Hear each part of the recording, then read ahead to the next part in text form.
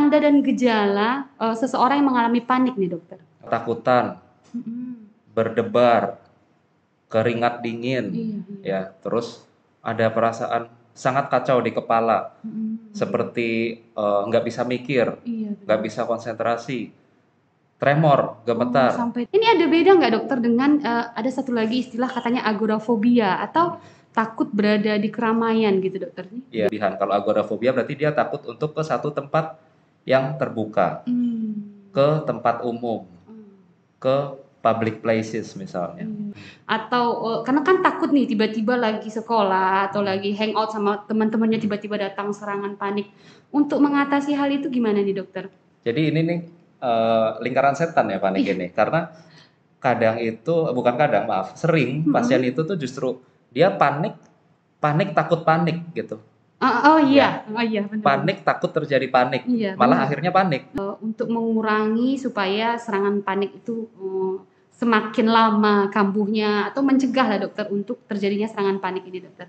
Kuncinya pertama mendapatkan bantuan dari profesional itu. pasti. Jadi yang jelas obatnya harus selalu teratur. Hmm. Jangan nurunkan dosis sendiri tanpa petunjuk dari profesional. Iya. Pola hidup yang bagaimana nih?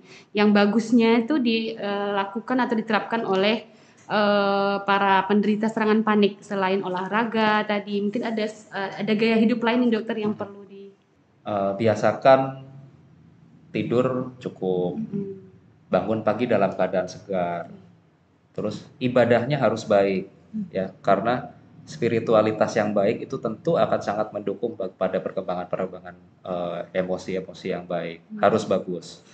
Lalu kembangkanlah potensi diri, faktor-faktor yang protektif tadi dikembangkan, semuanya yang ada pada diri. Terus buatlah lingkungan yang bagus. Selain yang sekarang lagi viral itu self-diagnose, juga menurunkan obat itu jangan ya dokter? Jangan menganggap harus minum obat terus itu adalah suatu kegagalan dalam hidup. Apa bedanya dengan orang, maaf nih, yang diabetes, darah tinggi, toh juga minum obat secara terus-menerus.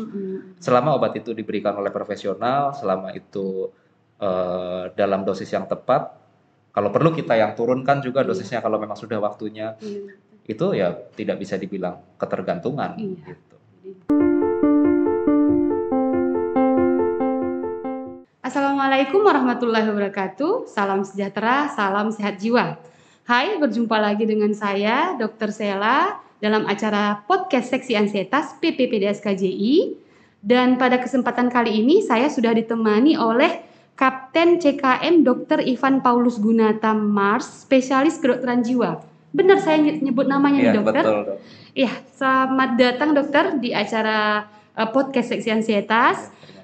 Dan pada hari ini kita akan membahas tentang mengidap panik bukan suatu stigma. Jadi dokter, kita kan bakal membahas tentang namanya panik nih dokter. Episode sebelumnya ada sih tentang panik nih, tapi ada beberapa pertanyaan yang masih bakal kita tanyakan nih dokter.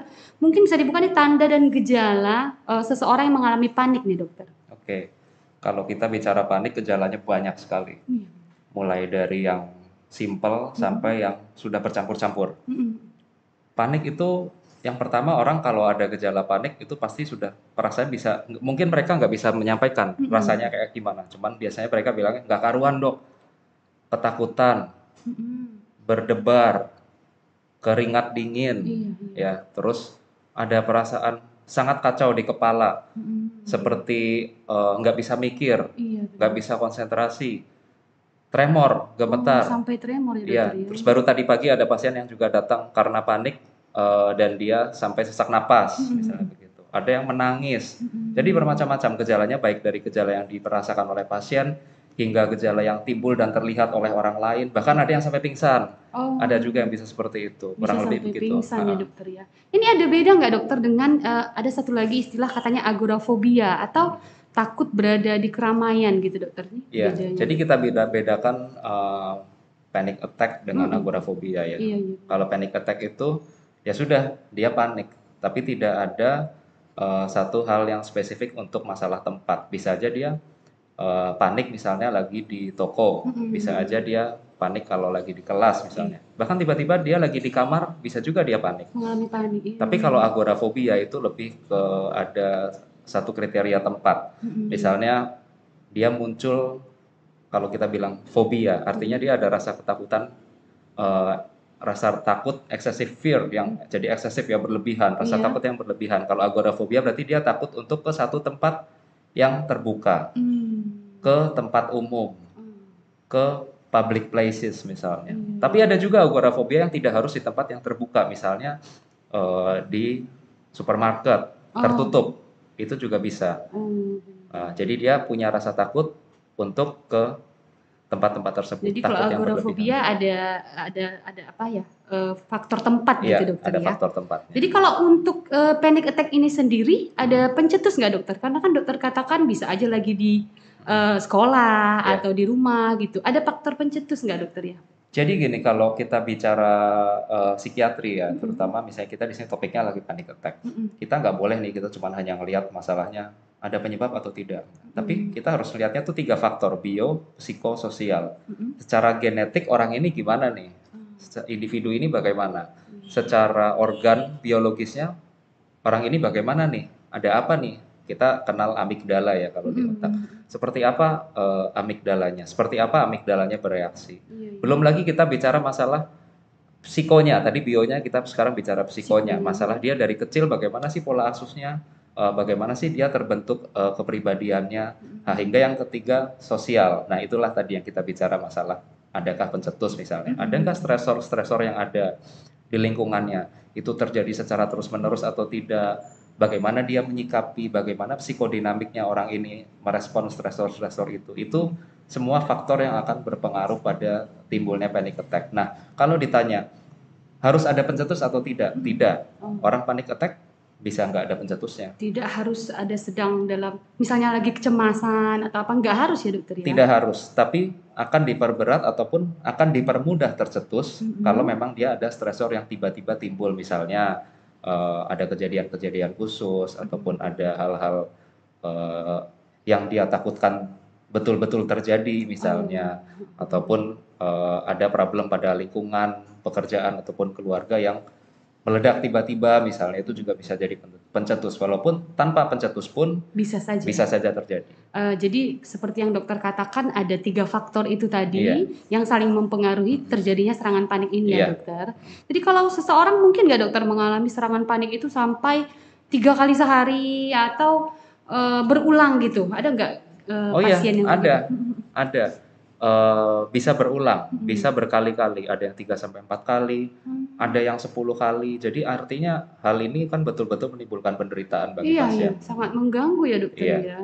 Jadi ini kalau sudah datang ini serangan panik nih, kalau untuk kita yang pada pasien dokter ya yang sudah memang terdiagnosa dia mengalami serangan panik, biasanya apa yang dokter ajarkan kalau sudah datang itu serangan panik gitu dokter? Apa yang dilakukan? Ya, kadang memang untuk pasien-pasien yang sebelumnya sudah pernah berobat atau sudah punya obat, itu kadang beda yang kita ajarkan dengan yang masih orang baru datang, dok, saya baru pertama kali nih pernah mengalami begini.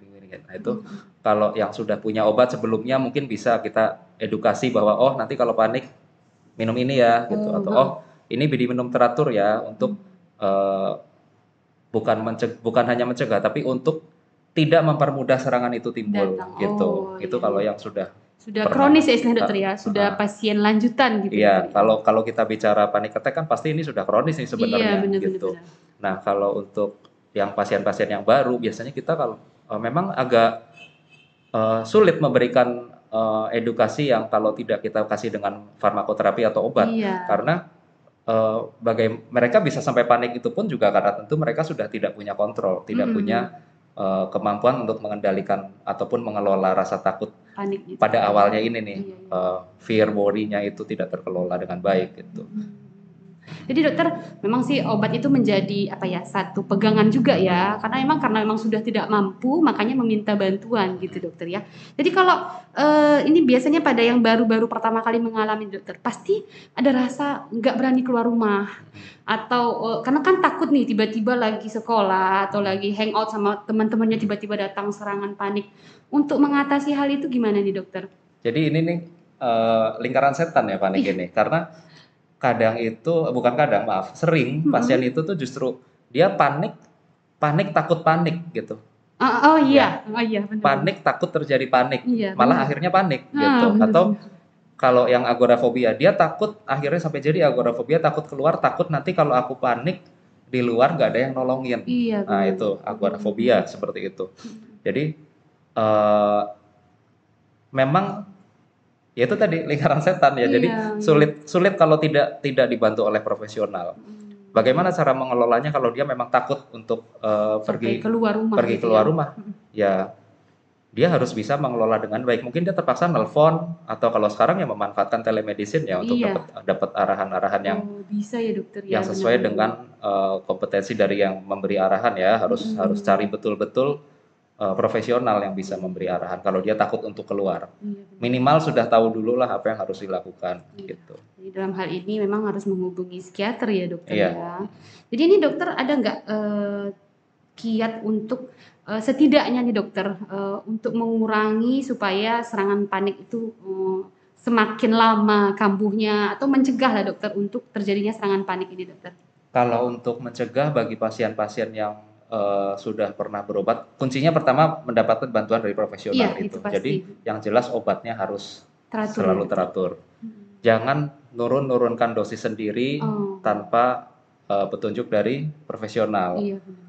Jangan terlambat berobat sehingga sampai berhenti minum obatnya. Orang kadang walaupun minum obat masih itu pun bisa timbul relapse ataupun kekambuhan, apalagi yang tidak minum gitu. Lalu faktor-faktor lain ya, kalau kita bicara biopsikososial tadi, lingkungan juga harus diperbaiki. Kalau memang banyak stresor di lingkungan juga harus dimodifikasi.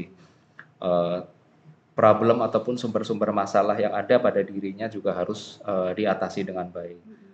Potensi timbul masalah baru harus dihindari itu. Dan yang tidak kalah penting juga itu olahraga ya. Olahraga ringan, mungkin kardio yang ringan, yang orang-orang yang tidak ada permasalahan dengan gangguan-gangguan yang lainnya bisa lebih punya pilihan yang banyak untuk olahraga. Gitu. Olahraga yang aman juga sesuai dengan arahan ya, terus sesuai dengan nasihat dari dokter juga gitu. Selain itu harus juga kembangkan faktor protektif. Semua individu tuh punya faktor protektif ya. Misalnya hal-hal yang kira-kira akan menjadikan dia itu lebih bahagia. Misalnya, sukses nih di kantor, sukses nih di sekolah, sukses nih di pekerjaan, bisa sukses nih secara ekonomi. Itu hal-hal positif itu akan memberikan impact yang baik pada emosi. Emosi-emosi positif yang masuk itu dapat membantu untuk mencegah timbulnya stresor-stresor ataupun bahkan hingga ke serangan-serangan panik yang berikutnya. Gitu, ini lebih ke ini ya memang dokter ya, untuk ke semua gangguan mental jadi dokter ya, mengenal diri sendiri. Kemudian jadi untuk mengontrol juga ini dokter ya, termasuk emosi. Dan ini dokter satu lagi tadi dokter udah jelaskan juga sih mengenai apa ya, pola hidup yang bagaimana nih yang bagusnya itu dilakukan atau diterapkan oleh para penderita serangan panik. Selain olahraga tadi mungkin ada gaya hidup lain nih dokter yang perlu dicontoh. Ya mungkin sound classical ya kalau masalah gaya hidup rata-rata memang yang terbaik untuk semua orang ya sama-sama saja. Tapi kalau yang paling penting untuk orang-orang yang punya gangguan mental, dalam hal ini gangguan panik ya, itu tadi jelas adalah bahwa biasakan tidur cukup, bangun pagi dalam keadaan segar, terus ibadahnya harus baik ya, karena spiritualitas yang baik itu tentu akan sangat mendukung pada perkembangan emosi-emosi yang baik, harus bagus. Lalu kembangkanlah potensi diri, faktor-faktor yang protektif tadi dikembangkan, semuanya yang ada pada diri. Terus buatlah lingkungan yang bagus. Jangan memelihara lingkungan yang toksik. Iya, bertahan di lingkungan toksik itu jangan ya dokter. Jangan bertahan di lingkungan toksik, hubungan toksik, apapun itu pokoknya. Kalau masih bisa diperbaiki, perbaiki. Kalau tidak bisa diperbaiki ya modifikasi. Tinggalkan kalau perlu gitu. Bentuklah lingkungan-lingkungan yang baru itu. Ya, yang lain-lain ya dengan berobat yang teratur, makanan yang bergizi, ya, dan hindari masalah sebisa mungkin. gitu. Kalau ada masalah, selesaikan secepat mungkin. Hindari konflik dan kalau ada masalah langsung diselesaikan. Iya, betul. Juga jadi ada tadi ilmu yang saya dapat nih, jadi selain yang sekarang lagi viral itu self diagnose, juga menurunkan obat itu jangan ya dokter ya. Iya, karena banyak tuh datang, "Dok, katanya nanti saya jadi ketergantungan." Bener-bener dokter. Hampir tiap hari ada aja pasien, "Dok, ini nanti bikin ketergantungan atau enggak?" Iya. Kadang saya tanya balik, "Bu, tahu nggak ketergantungan itu apa?" gitu. Kalau obat itu kita kasih sesuai dosis. Seperti ini, maaf, kayak misalnya orang yang saya sering menasehati pasien itu jangan menganggap harus minum obat terus itu adalah suatu kegagalan dalam hidup. Apa bedanya dengan orang, maaf nih, yang diabetes, darah tinggi, toh juga minum obat secara terus-menerus. Selama obat itu diberikan oleh profesional, selama itu dalam dosis yang tepat, kalau perlu kita yang turunkan juga dosisnya kalau memang sudah waktunya, itu ya tidak bisa dibilang ketergantungan. Gitu. Bukan suatu hal masalah gitu ya dokter ya. Memang kalau harus minum obat, malah orang dengan penyakit DM mungkin harus seumur hidup, tapi kalau pasien-pasien kita belum tentu ya dokter ya. Yang penting under control aja sebenarnya. Oke, baik dokter. Jadi nih makanya yang nonton nih biar lebih tahu gitu, terbuka nih dokter. Jadi jangan sampai self diagnose, jangan sampai sembarangan minum obat atau menawarkan obat untuk orang lain. Dan juga jangan jadi stigma gitu bahwa orang yang ke psikiater itu pasti nih orang ada apa-apanya nih gitu. Iya, betul, kan gitu. Jadi dokter, terima kasih dokter untuk kali ini sudah mau datang. Mungkin lain kali nanti kita sebarkan undangan lagi nih dokter, mau datang lagi dokter ya. Kita bincang tentang topik lain lagi nih dokter. Oke, terima kasih dokter. Mungkin itu saja untuk episode kali ini. Lain waktu nanti kami undang lagi, boleh ya dokter? Boleh dok. Oke dokter, sebelumnya dokter kalau nih ada teman-teman kita nih yang mau konsultasi nih untuk menjumpai dokternya di mana ya dokter?